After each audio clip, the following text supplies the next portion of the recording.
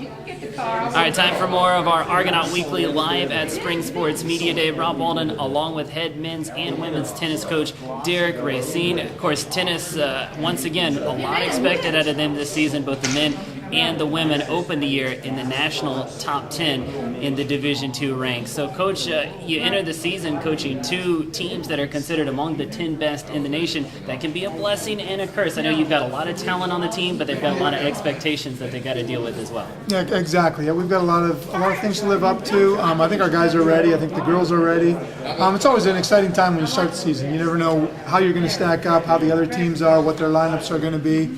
So, we're excited. We've been training hard, and we're ready to kick it off. Schedule really gets off on a tough foot for you guys right away. Starting in February, you'll take on multiple top 10 teams back to back to back. Talk about what the schedule is going to shape up to look like at the start of the season, and what you hope to gain from building such a tough calendar for your team. Yeah, we really start off with a tough schedule. We start our first match of the season against Florida Southern, who's one of the top 10 teams in the country, and then we head over to Valdosta to play Armstrong, Valdosta State. We played Lynn, we played Barry, all top 10 teams in the nation. But that's kind of the way it works out. Some years it becomes a little bit later. I would like it to be a little bit later, sure. But that's the way it worked out with their travel schedules and with ours. So we'll see. We'll hit the fire early and see how we do. I think we're ready. We're practicing hard.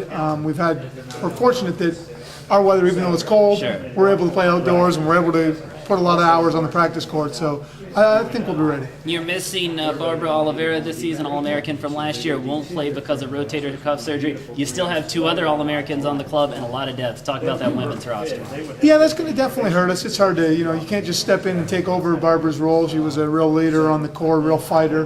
But I think the other girls are ready to step up. Last year we had the same situation going into regionals. Caitlin Baines went out with an elbow injury, and Jacqueline Marsh stepped up and won two big matches in regionals. I put us past Rollins in that regional. So I think the girls are ready to fill the shoes, and the good thing is Barbara will be back next year. She's got another year of schooling, so she'll get her red shirt year, and we'll see her back on the court next year. A couple more returning All-Americans on the men's side, but also good depth at the back end. You talked in your media day interview about having 5 or 6 guys to fight for those last 2 or 3 spots. A good thing for you, and having a lot of depth, maybe not a great thing for some good players who won't get as much playing time, but still, I know you've got a loaded lineup that you're really excited about on the men's side. Yeah, we're very deep. We've got 9 players to fill 6 spots, 10 players even, that can all step up and win matches at those positions. Our top 3 are all returning from last year.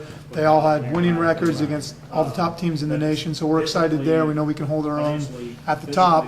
At the bottom, we've added J.C. Tolentino from Laredo, who will play at probably the 4 spot, and very solid in that spot. And then we've got 5 or 6 guys that'll be vying for that 5 and 6 position, and I feel any one of them can step up and play that role. Should be a great season for both men's and women's tennis. They'll start the seasons ranked in the national top 10, and of course you can follow all their matches right here at GoArgos.com.